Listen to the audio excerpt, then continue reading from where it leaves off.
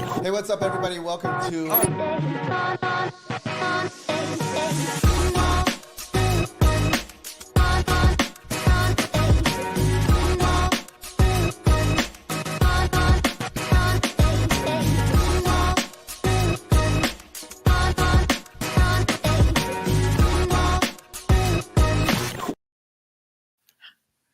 What is up? Good morning, good morning, good morning, everybody. Welcome to Get Book Solid, the second most popular show on the internet after last night's transmission debacle by Elon Musk and Donald Trump. Everybody trying to tune in to Get Book Solid. So let's cross our fingers and hope that we do not crash the internet this morning.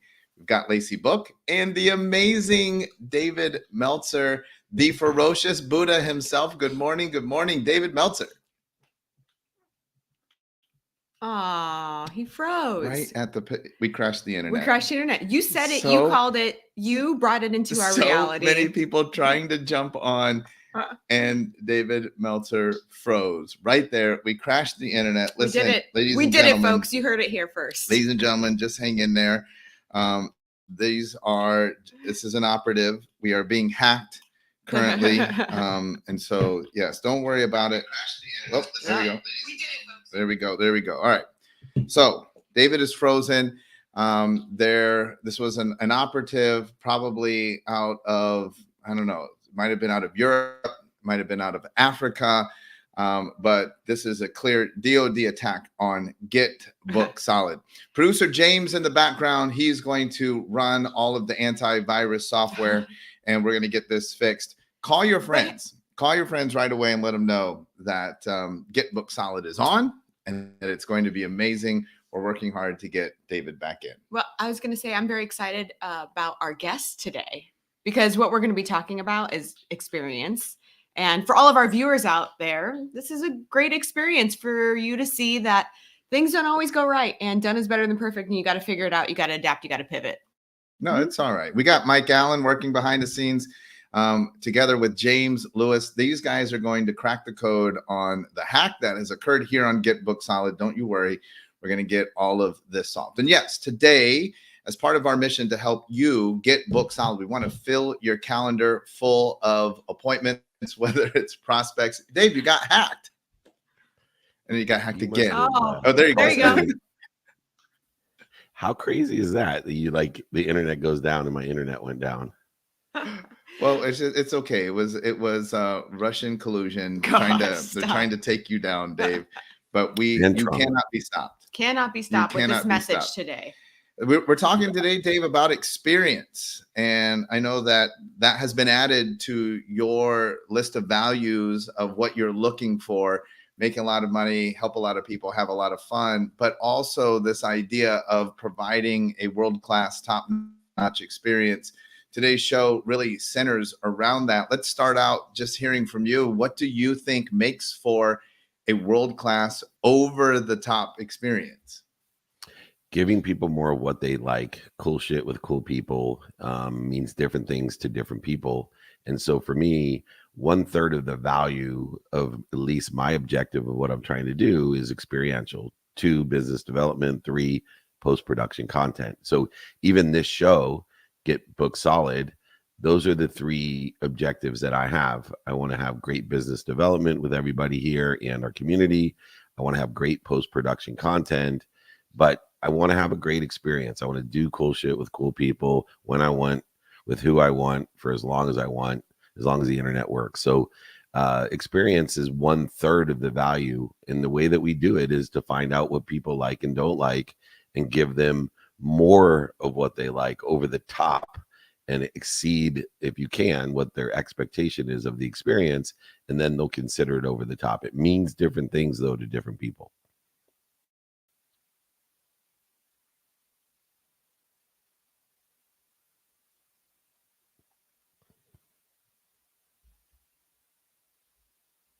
Are you kidding me?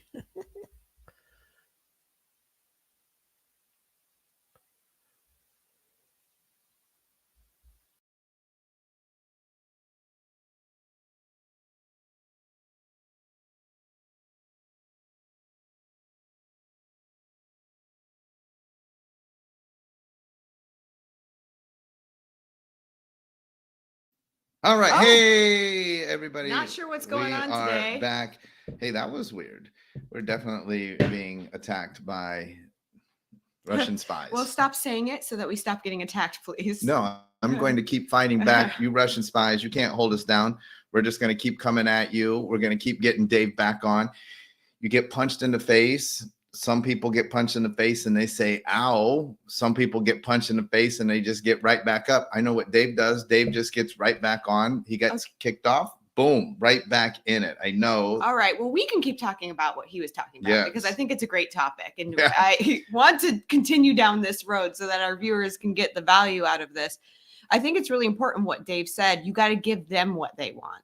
So many people that we work with create an experience that they love, right? That they feel comfortable with, that like talks to them.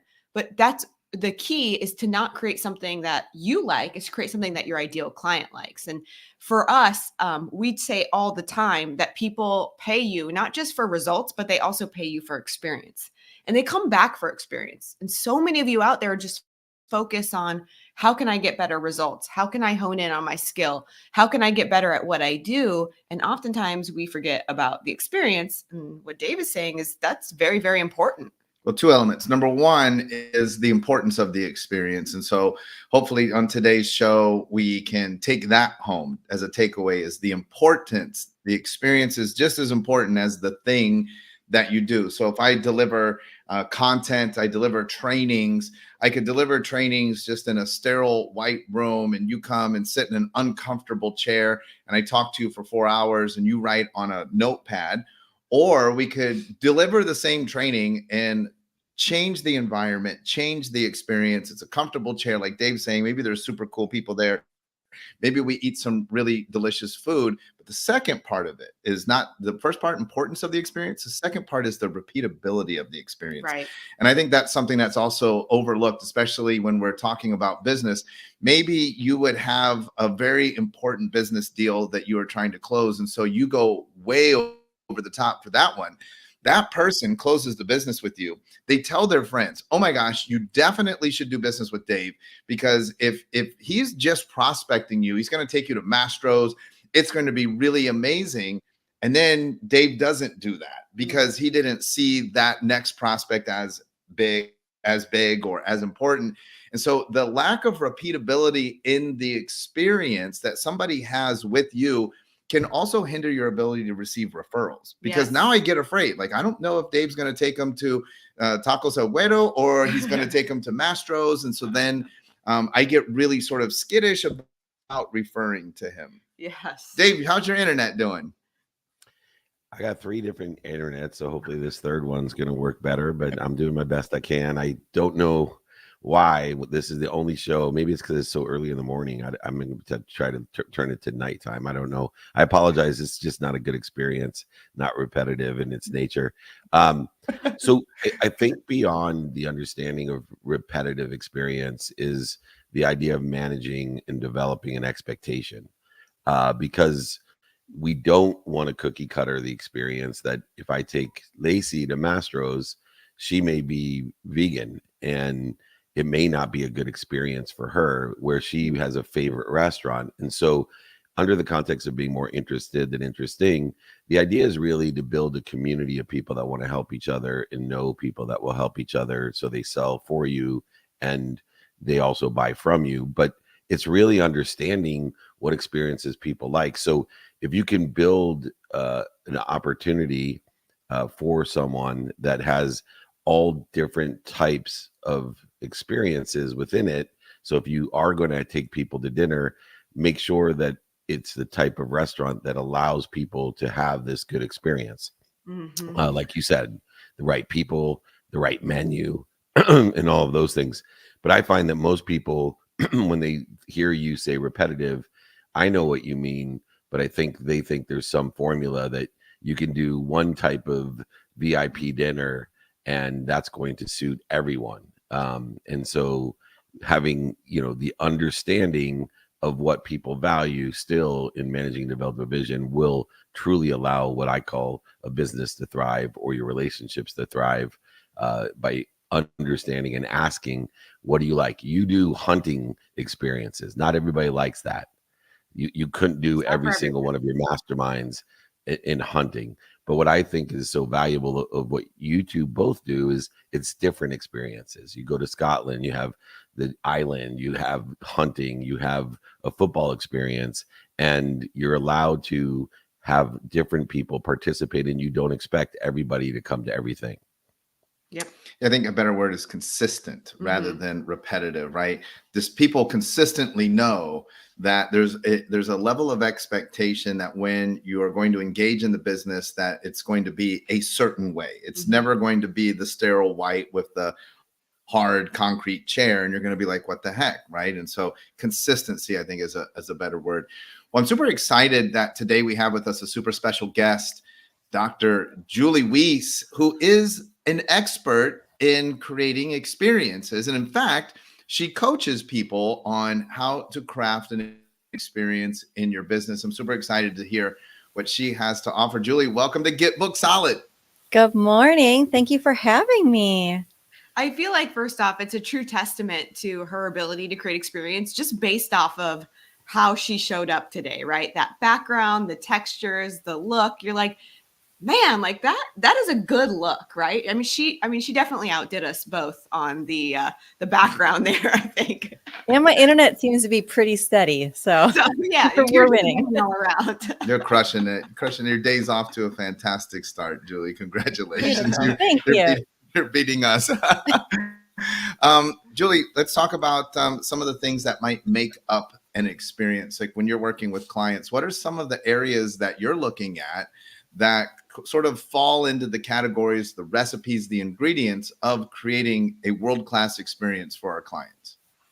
Yeah. So I think some people get put or hamstringed into thinking they need to do things a certain way, or somebody said this is how you're supposed to do it.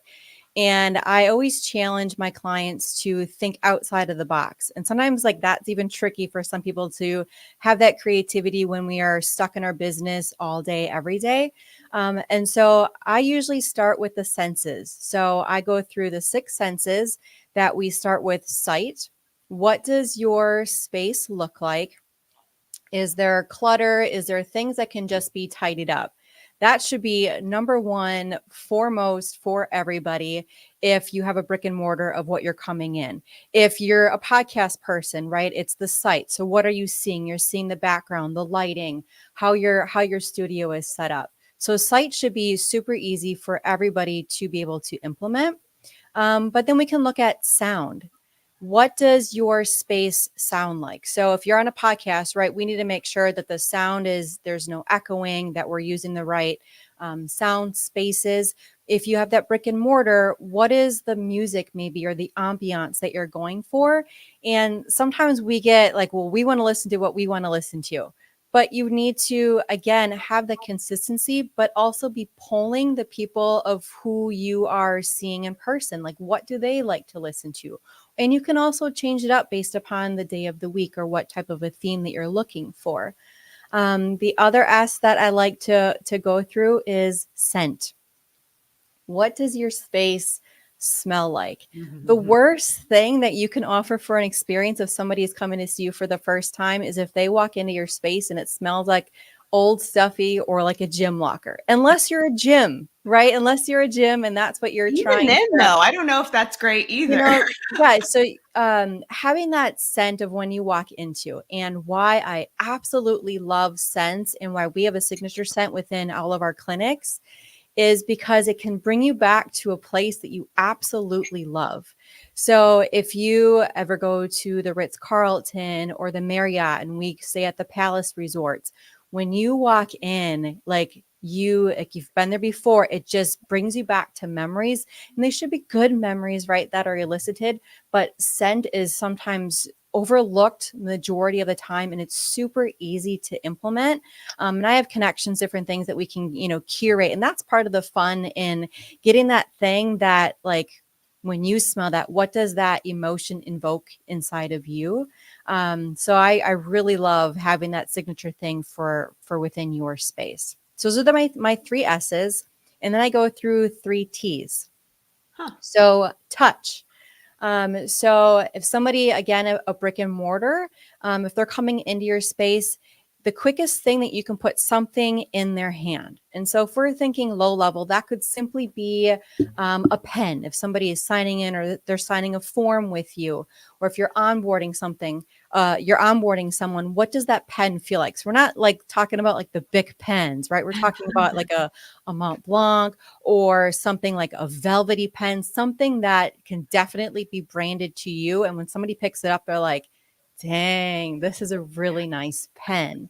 You can even step it up. So if somebody's coming into your space, look at what your walls look like. Is there a texture? Like you can get really velvety wallpapers. You can get different textures on the walls, what your chairs are sitting in if somebody is sitting with you.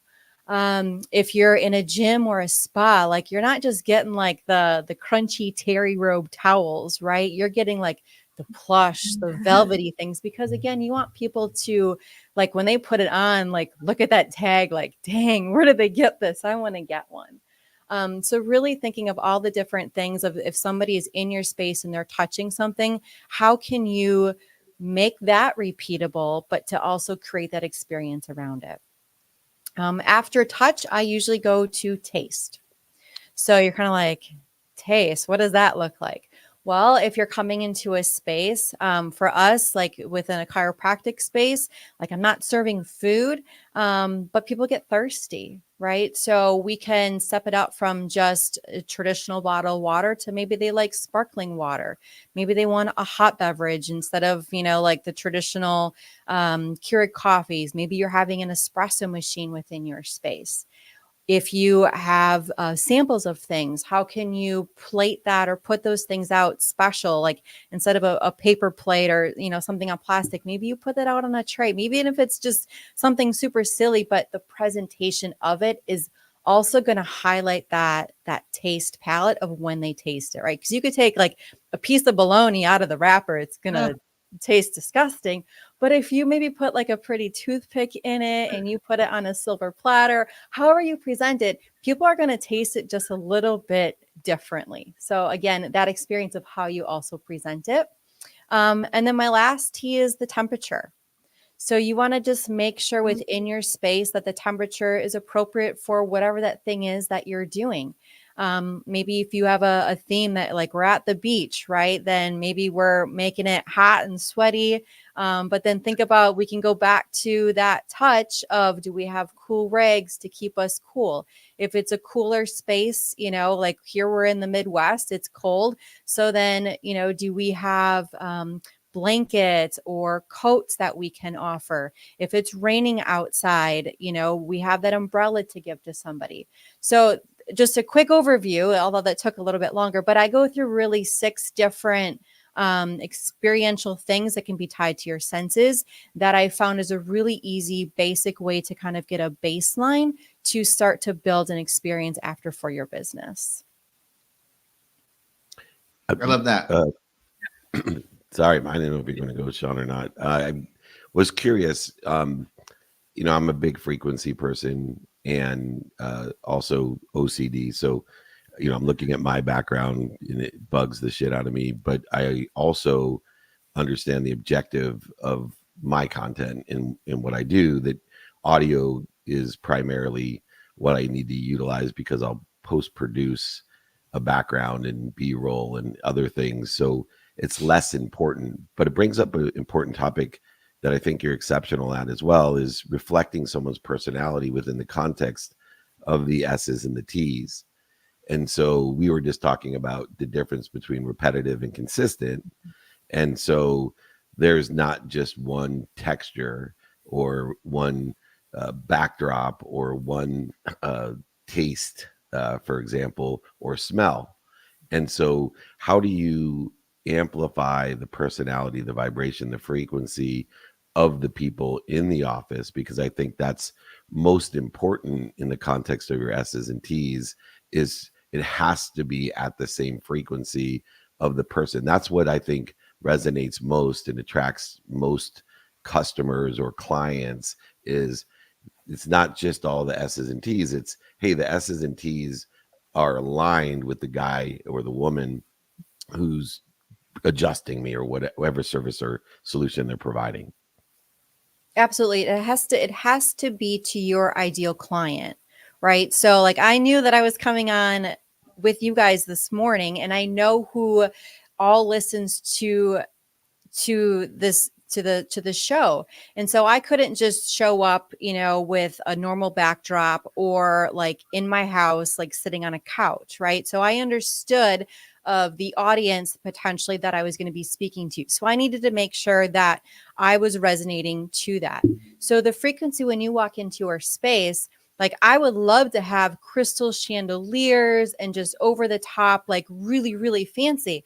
But we run a pediatric office, right? So we'll like daycare, high volume, noisy, right? So I have to be able to blend both that top, like fancy, really nice, exquisite experience, but also child friendly. So you do have to make sure that you know who your ideal client is and what they're expecting. And sometimes if you don't know, it's like, okay, where are those people shopping? Where are their kids? Like, where are they buying their clothes? Because that is what your ideal client is comfortable with. So if you can start to bring some of those things into your space, or just flat out asking like, hey, I'm thinking about doing this, or like, what do you think of this wallpaper? I'm helping a client go through, she has a new space and she's looking at wallpaper. And I'm like, just put the 3 different wallpapers up that you're struggling about and ask the people that are coming in, which one resonates, which one feels best to them when they're in your space.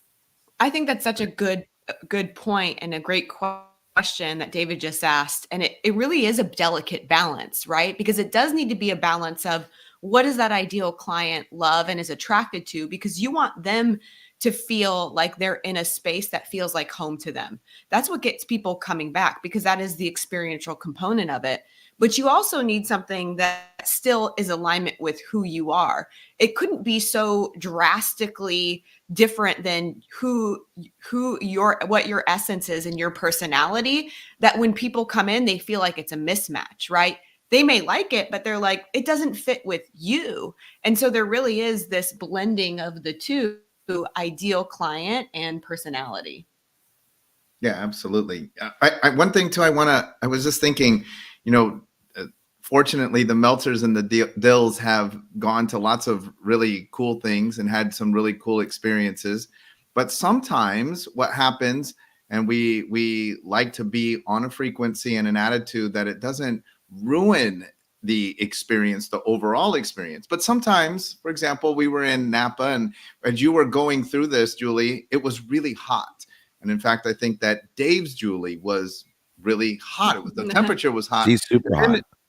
She is super hot. She is hot too. So while you were saying that, Julie, I was like, how convenient would it have been if they had little fans, those misting the fans? Misting air. Oh, yeah. That probably would have made the experience more enjoyable, and we probably would have stayed longer, right? Because we wouldn't have been feeling so hot and sweaty. So we remember when there's a little thing that disrupts the experience. And then I was thinking in Indiana at our country club there, when it's hot outside, they always come around on a golf cart with mango towels. They're iced mango towels, and they hand them to you. They smell great. They cool you off, and you're like, wow, that's so great. So, and that's tiny. These little things make a huge difference. If you could give us one area, Julie, that we could just make one modification and make a huge difference in our business and our clients' experience, what would you give us as like I bet you haven't thought about this before? I would come back to, I think the scent is really, really important for your space. And I think that is one of those things that can definitely be remembered, because then if you have collaborators, right, and if you all have the same scent and you're all working with the same ideal client, that's all going to evoke oh, I just smelled this. Where did I last smell this? And I remember that experience. I think that scent is a really, it's overlooked and people don't think about it. So I think that's where it's super easy that if you're looking to just up level and just to do that one thing, I think scent is a really easy place to start. But again, if we're talking low level, if people are signing things, getting something that they are touching within your space. Mm-hmm. So if you're working with paperwork, forget about the the Staples paper, right?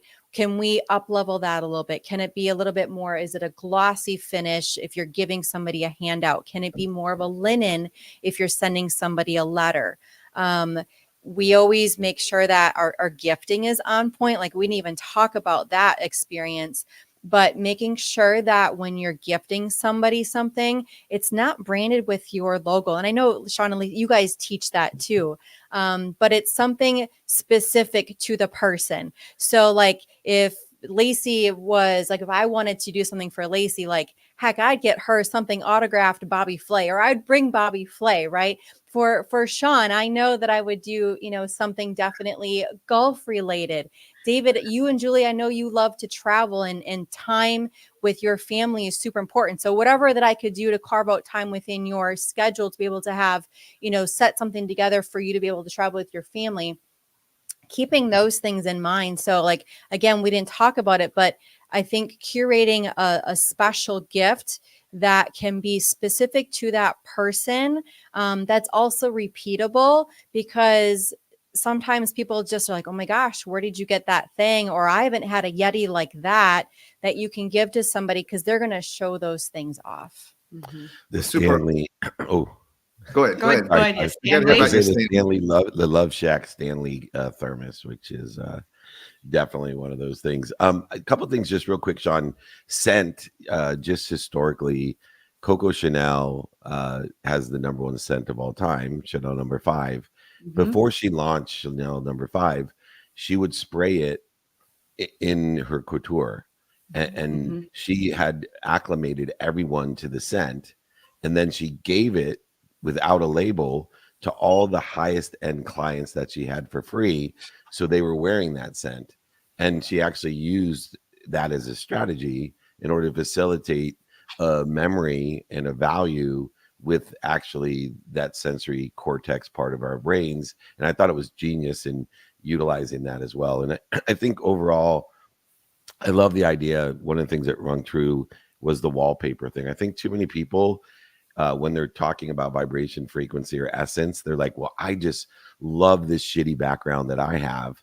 And instead of like asking somebody, hey, what do you like? And someone to say, I don't like the 3 chin picture behind you, or I'd like the chandelier, or I don't like the quote about, happiness, and ask for help from the people that actually are viewing or visiting in order to facilitate a greater aggregation of your frequency. Because I like all the junk behind me, but I just have to choose one of them. And so that's a great piece of advice, and why you need someone to consult to help you, like Dr. J, who's dunking the style in class and building businesses from the nose up.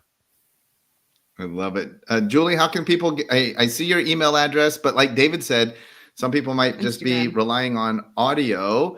So how can people get a hold of you if they want to work with you and dial in their experience? Yeah, so you can email at julie@drjuliewiese.com, or you can head to my website, drjuliewiese.com. I'm on all of the social channels. I have tons of stuff going out.